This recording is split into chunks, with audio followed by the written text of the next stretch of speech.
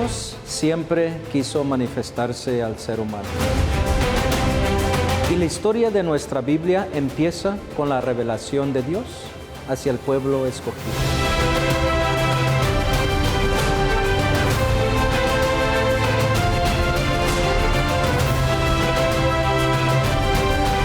Nuestra Iglesia Católica es una maestra que nos enseña a todos nosotros la doctrina que nos dejaron nuestros apóstoles y nuestro Señor Jesucristo.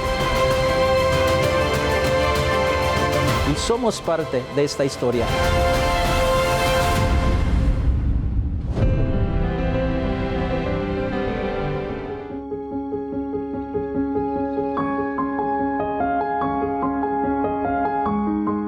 Hoy en este programa vamos a hablar de una figura muy importante, de la Inmaculada Concepción.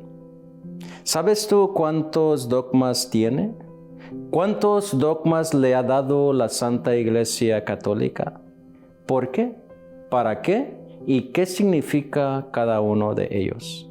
Hoy los vamos a explicar en tu programa uno por uno, para que aprendamos y veamos la hermosura de la Inmaculada Concepción. No te vayas y ya regresamos. Bienvenidos mis queridos hermanos y hermanas una vez más a su espacio, donde siempre es una gran alegría poder contar con su presencia. Hoy vamos a hablar de la Inmaculada Concepción, que es uno de mis temas más favoritos y una de las imágenes más preciosas. Quizás porque Dios me dio la gran dicha y la gran bendición de nacer un día 8 de diciembre. Para continuar con este programa y hablarles sobre la Inmaculada Concepción, siempre me acompaña un gran amigo, sacerdote, que es un placer siempre compartir con él estos programas. Le quiero dar la bienvenida al Padre Luis Fernando Mejía. Padre, qué gusto de tenerte una vez más aquí con nosotros en este programa. Un gran placer, Padre, de estar nuevamente aquí y hoy, ¿verdad?, en este programa tan especial, ¿verdad? También es una de las imágenes que más me cautiva, ¿verdad?, que tenemos aquí de la Inmaculada Concepción. Y sí, ¿verdad?, uno de los dogmas, ¿verdad?, más queridos, ¿verdad?, por toda la devoción que se le tiene a la Santísima Virgen María. Muy bien, Padre. Pues la Inmaculada Concepción para mí es muy especial. Primeramente, claro, es patrona de aquí, de los Estados Unidos de Norteamérica, y me imagino que de muchos otros países más, porque es algo hermoso tener una Virgen, que es la patrona de nosotros. Pero Padre, vamos a centrarnos en lo que es la Inmaculada. Primeramente me gustaría que fuésemos a qué es un dogma, porque a veces hablamos de los dogmas, pero la gente quizás no sabe exactamente qué significa o a qué se refiere cuando hablamos de un dogma, porque en realidad la Inmaculada es un dogma que la Iglesia ha puesto a nosotros para que veamos la hermosura de esta gran mujer que fue, bueno, vamos a explicarlo a continuación. Pero, ¿qué es un dogma, Padre? Pues es una verdad, así esencialmente, ¿no? El significado de la palabra es una verdad que no se pone en duda, es una verdad que se afirma nada más, ¿verdad? Y se cree y ya aplicado a la religión, es una verdad en una religión. Y para nosotros, en nuestra religión católica, es un dogma, ¿verdad?, que la Iglesia propone y que para nosotros tiene que ser afirmada. Para nosotros tenemos que aceptar, ¿verdad?, esta verdad de fe. ¿Por qué nacen los dogmas en la Iglesia Católica? ¿O qué se necesita? ¿O cómo es el proceso para hacer un dogma? Por ejemplo, para la Inmaculada Concepción. ¿Qué es lo que hay que estudiar? ¿Qué es lo que hay que ver? ¿A dónde se dirige la Iglesia? ¿Qué pasos toma para poder declarar un dogma? Sí, bueno, es como decía, es una verdad que poco a poco, ¿verdad?, se va reflexionando, la Iglesia va reflexionando acerca de una verdad y hay reuniones, ¿va?, de los obispos, hay reuniones de teólogos, hay reuniones de gente importante en la Iglesia que van, ¿verdad?, viendo si este dogma, esta verdad que se va a proponer, ¿verdad?, por qué, ¿verdad?, cuáles son los fundamentos. Por ejemplo, son un fundamento bíblico, un fundamento teológico, fundamentos espirituales, que ya, ¿verdad?, se llega a un acuerdo y se dice, bueno, esta es una verdad que no puede ser refutada. Y entonces así el dogma de la Inmaculada Concepción, pues fue un dogma que se propuso y se fue avanzando, hubo discusiones teológicas y todo. Entonces es una verdad absoluta, donde no se pone en tela de juicio lo que se está diciendo, ya sea de la Virgen o sea de otra cosa, porque me imagino que hay, aparte de la Inmaculada Concepción, también tenemos otros dogmas en nuestra Iglesia Católica. Pero nos vamos a enfocar el día de hoy en lo que es esta hermosura de la Inmaculada Concepción. Padre, tenemos 4 dogmas de la Inmaculada Concepción y me gustaría que durante el programa las fuéramos desarrollando poco a poquito. La primera sería, ¿verdad?, si podemos entrar al que es el primer dogma, que es el dogma de la maternidad divina de María, que se atribuye a la Inmaculada Concepción. ¿Por qué el dogma de la maternidad divina? ¿Podemos explicar qué significa esto, Padre? Sí, bueno, se determinó, es uno de los dogmas más antiguos, a reconocer a María también como Madre de Dios, en el sentido de ser la Madre de Jesús. Entonces, Jesús es Dios. Entonces se determinó no que ella sea una diosa, sino que al ser la Madre de Jesús, el Salvador, la segunda persona de la Santísima Trinidad, ¿verdad?, también Dios, entonces se determinó que se puede decir que María también es Madre de Dios. Entonces aquí entramos en lo que es la Santísima Trinidad. Si en la Santísima Trinidad hay solamente una sustancia, una esencia y una sola armonía entre la Santísima Trinidad, el Padre y el Hijo y el Espíritu Santo son uno, entonces por eso es que vamos ahí donde se encuentra que es una maternidad divina, por la relación que tiene la Santísima Trinidad. Sí, porque si no, se estaría separando como si Jesús no fuera, Dios también, la segunda persona de la Santísima Trinidad. Entonces hubo ahí algunas herejías que decían, no, María es solamente Madre de Jesús como hombre, pero no Madre de Jesús como Dios. Entonces decimos, no, Jesús es verdadero Dios, verdadero hombre. Por tanto, María es Madre de Jesús no solamente como hombre, sino también como verdadero Dios. Y tampoco podemos decir que es solamente Madre de Jesús, porque si decimos que es solamente Madre de Jesús, ya estaríamos separando la Santísima Trinidad, donde quedaría el Padre y el Espíritu Santo. Si decimos nada más es la Madre de Jesús. Entonces, qué bonito, ¿verdad?, que nosotros podamos comprender que por eso son los dogmas, porque así es como debe de ser. No podemos separar a la Santísima Trinidad. Y cuando decimos que es la Madre de Jesús, también decimos que es la Madre de Dios, porque entre ellos no hay ninguna separación absoluta. Y es lo que nosotros debemos de entender. Por eso es que tiene la maternidad divina, que es la unidad de la Santísima Trinidad, donde ahí se desempeñan las 3 personas. Y claro que fue de Jesús, pero también incluye allí la divinidad de las demás. He de decir que María es la Madre de Dios y la Madre también del Espíritu Santo, porque no se pueden separar lo que es la Trinidad. Entonces no podemos decir María es solamente la Madre de Jesús, porque si estamos hablando de la Trinidad, pues no podemos separar lo que son las 3 personas en la Santísima Trinidad. Así que imagínate, Padre, lo que tuvieron que pasar, ya sea los teólogos, los cardenales, los obispos, para poder poner este dogma. Me imagino que les costó mucho trabajo poderlo hacer y proclamarlo como un dogma. Sí, de hecho, era el título más antiguo de la Virgen María, en griego, la Theotokos, la Madre de Dios.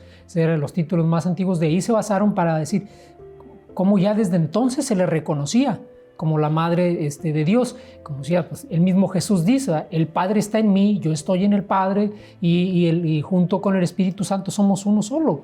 Entonces, claro, en ese sentido es que a María se le puede decir como la Madre de Dios. Pues muy bien, vamos a continuar, Padre, con los dogmas, pero vamos a tomar una pausa y cuando regresemos vamos a tomar el siguiente dogma de la Santísima Trinidad. Ya regresamos en unos instantes.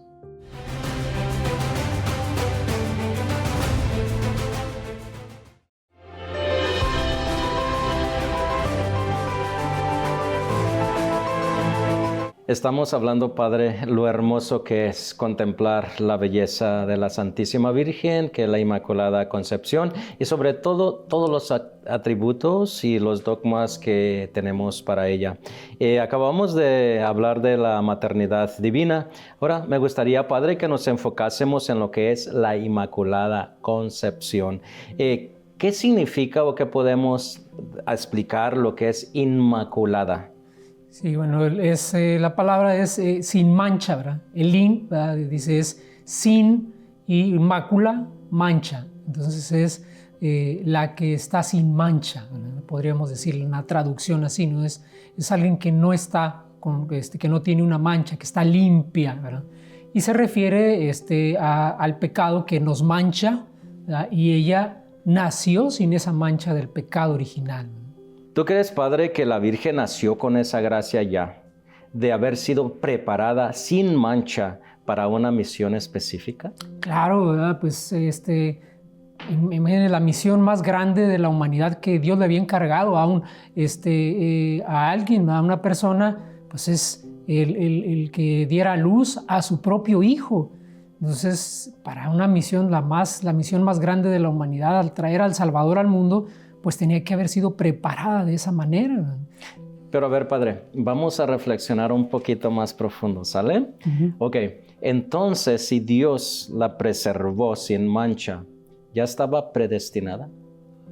No, yo creo que más bien era que la misión, otra vez volviendo a la misión que Dios le encomendó, ella tenía que estar, ¿verdad?, de una manera especial, a diferenciarla de los demás hombres, por al santo que ella tenía que dar a luz. Entonces no era una predestinación, sino una misión que Dios le encomienda.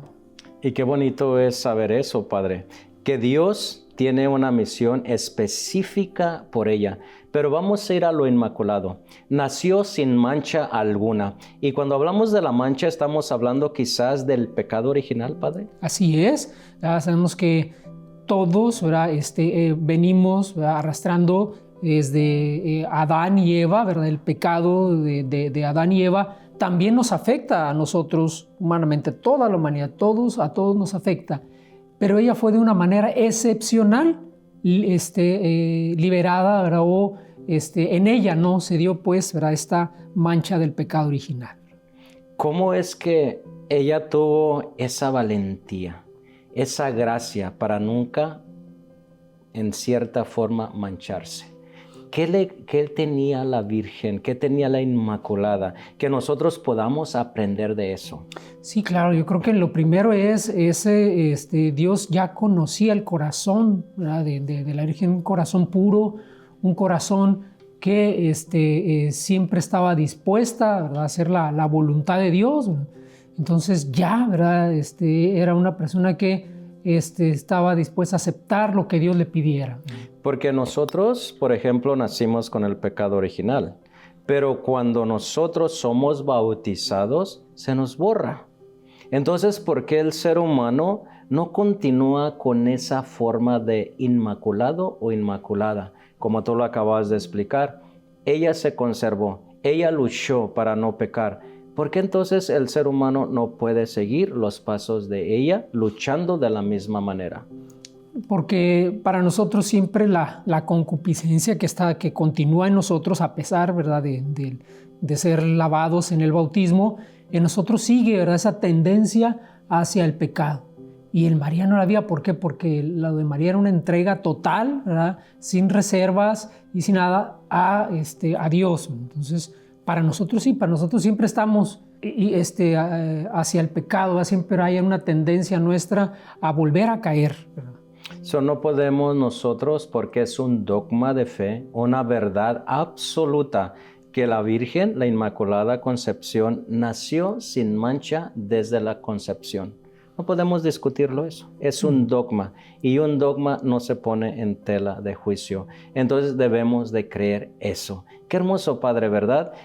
Cuando tenemos esos dogmas que han declarado y que dicen, bueno, esto es lo que es. Y qué hermoso saber que la Santísima Virgen, la Inmaculada Concepción, nació de esa forma. Sí, Yo lo entendía, fíjate, un poco, una vez que un padre nos explicó un poquito de lo de la Inmaculada Concepción, de una manera así como decimos con peras y manzanas, ¿verdad? Como para entenderlo así de una manera sencilla, pues él nos decía, ¿verdad? Dios nos salva a todos y también la salvó. Dice, pero hay dos formas de salvar, dice, a alguien, como sabemos el pecado es caída, ¿verdad? Dice, hay dos formas de salvar a alguien, que alguien que ha caído en el pecado es levantarlo. Y la otra forma de salvar a alguien es no permitiendo que caiga, ¿verdad? Y María, ¿verdad? Ella no permitió Dios que cayera en el pecado, pero también es Dios el que la salva, ¿verdad? Porque esa era la discusión. Entonces, ¿Jesús no salvó a María? Sí. Ella recibió los méritos anticipados de Jesús, pero de una manera especial, de una manera particular, no permitiendo que ella cayera, que ella se manchara por el pecado. Padre, eso me gusta muchísimo lo que estás diciendo. Dios levanta a los caídos, pero a María no dejó que cayese. Qué hermoso, ¿verdad, Padre? Sí, es Dios, ¿verdad? Que en su poder, ¿verdad? Que en su poder quiso que así fuera, ¿verdad?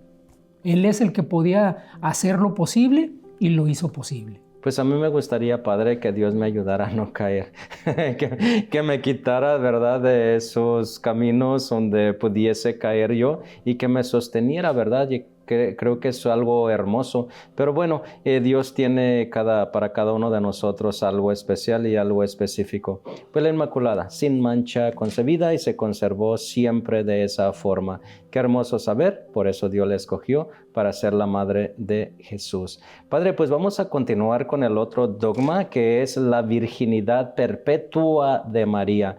La virginidad, ¿verdad? Que a muchos les cuesta mucho entender, comprender y poder aceptarlo. Cómo es que la Virgen pudo dar un hijo y se conservó antes, y durante y después, ¿verdad? Del parto, como dice por ahí la oración. ¿Cómo podemos explicarle eso a la gente? ¿O cómo podemos hablar de ese dogma tan maravilloso que siempre se conservó virgen? Sí, hay muchas formas en que muchos santos han tratado de explicar y han hecho, ¿verdad? Formas de yo me acuerdo de una de las explicaciones que decían era, para María en el parto fue como cuando la luz atraviesa un cristal, dice.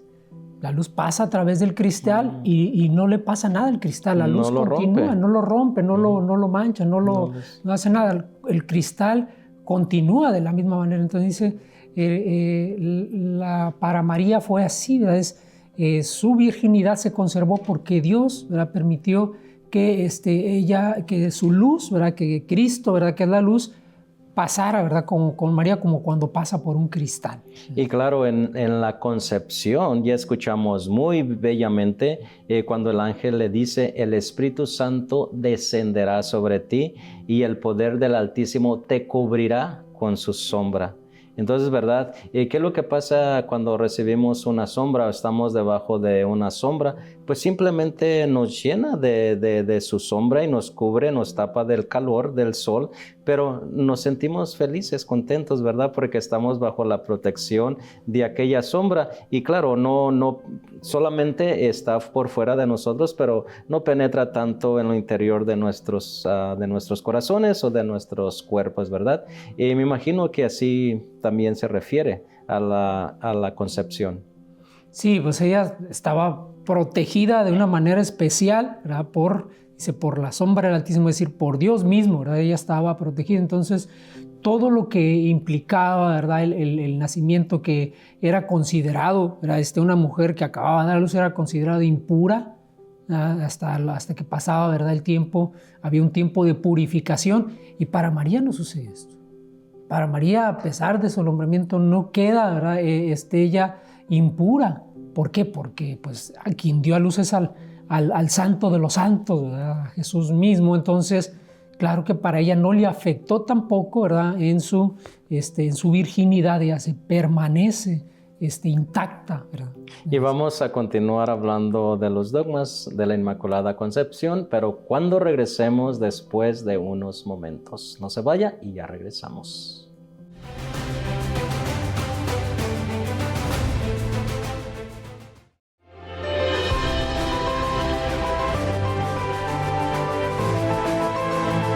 Estamos continuando con este lindo tema, lo que es la Inmaculada Concepción, Padre.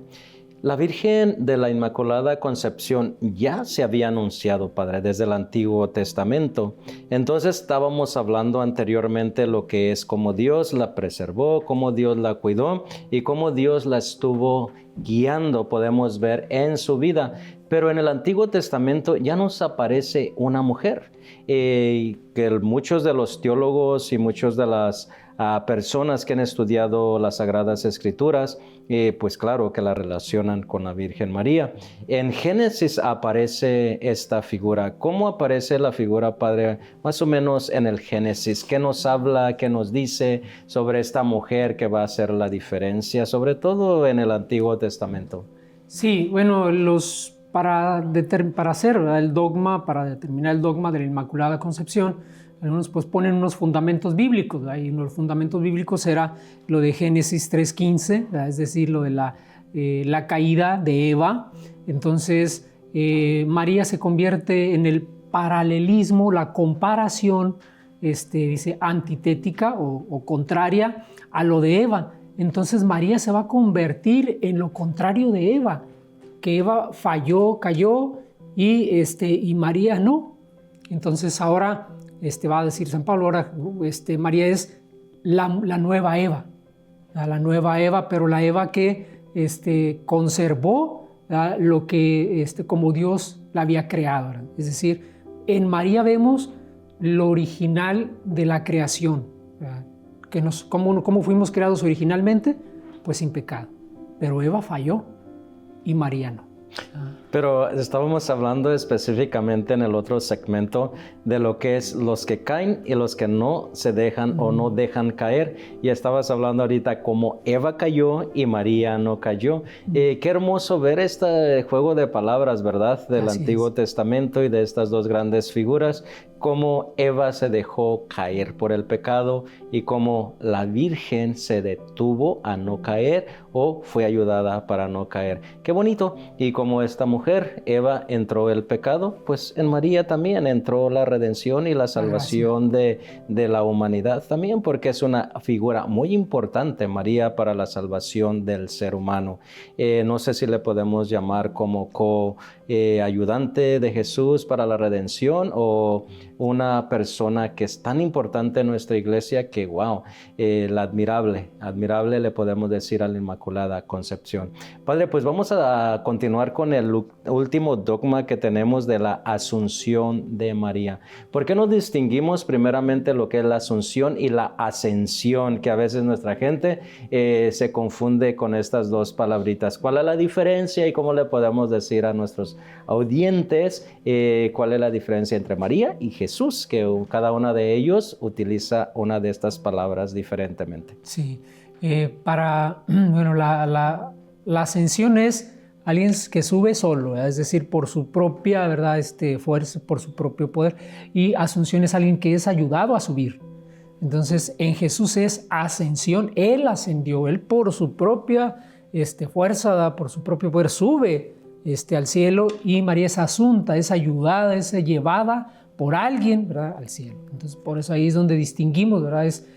Solamente Jesús asciende y María es asunta, ¿verdad? Es ayudada. ¿Y quién la sube? ¿Quién la lleva? ¿Quién le ayuda, Padre? Dios, ¿verdad? Dios, Jesús no necesitaba que nadie lo ayudara a subir, Dios mismo, él sube, pero María sí es llevada por Dios, ¿verdad? Y así lo decimos también ese bonito canto, ¿verdad?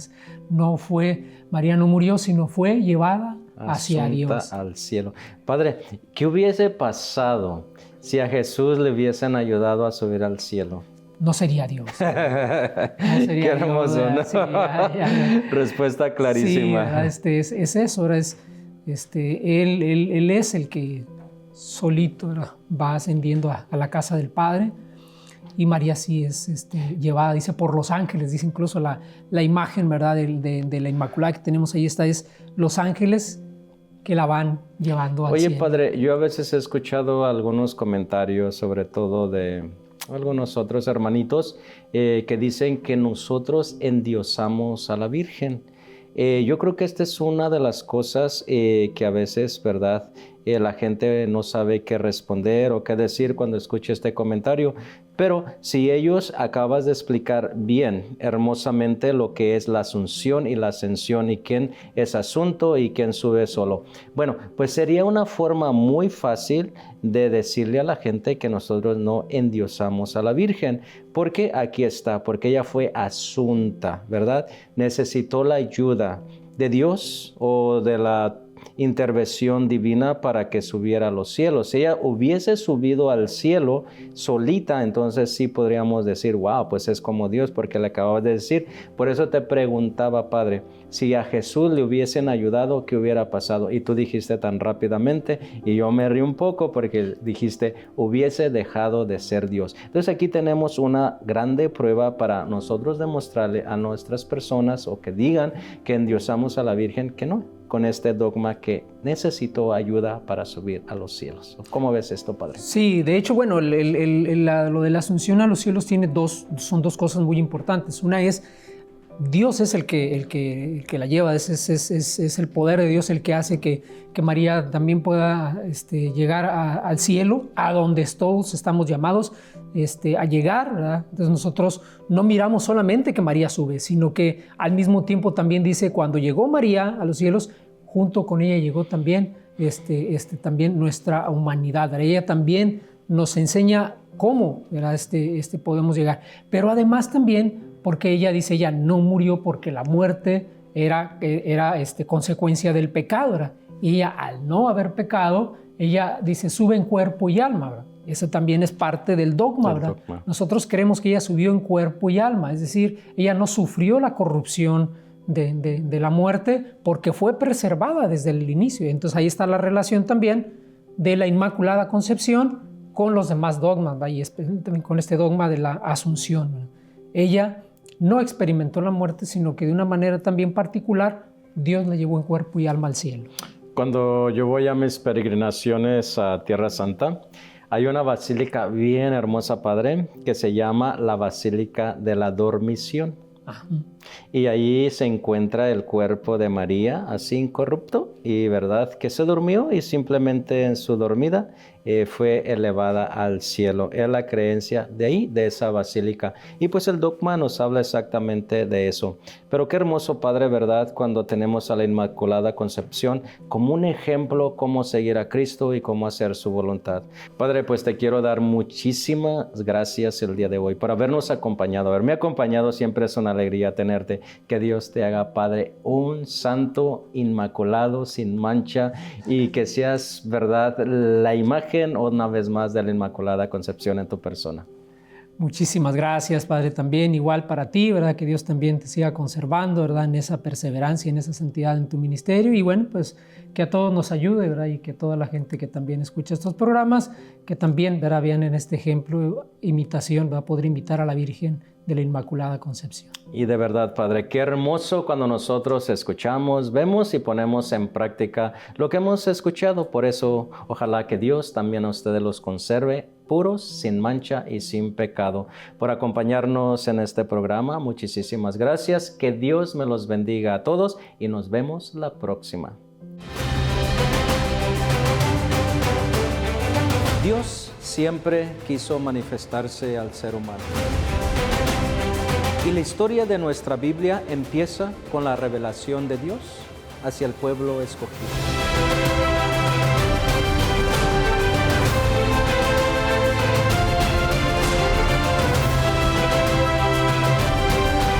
Nuestra Iglesia Católica es una maestra que nos enseña a todos nosotros la doctrina que nos dejaron nuestros apóstoles y nuestro Señor Jesucristo.